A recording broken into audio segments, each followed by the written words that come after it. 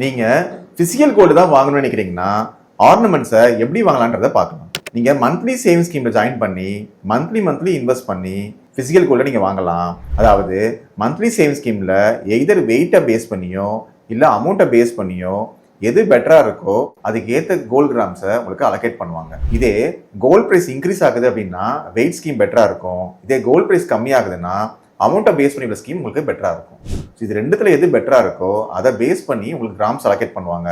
So ஃபைனலாக நீங்கள் 11 months கழிச்சு உங்களோட கோல்டை 18% வரைக்கும் வேஸ்டேஜ் இல்லாமல் ஒன்லி ஜிஎஸ்டி 3% பே பண்ணி ஆர்னமெண்ட்ஸாக எடுத்துக்கலாம். இதே உங்கள்கிட்ட லம்சம் மணி இருக்குன்னா லம்சம் சேவிங் ஸ்கீமில் நீங்கள் ஜாயின் பண்ணலாம். இதில் நீங்கள் லம்சமாக பே பண்ணுற மணிலேருந்து அன்னைக்கு கோல்ட் ப்ரைஸுக்கு வெயிட்டாக ஆட் பண்ணி கொடுத்துருவாங்க.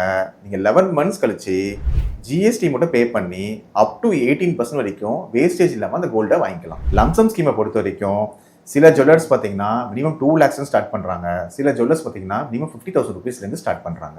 ஸோ உங்கள்கிட்ட லம்சம் மணி இருந்தாலும் நீங்கள் இந்த சேவிங் ஸ்கீமில் ஜாயின் பண்ணலாம்.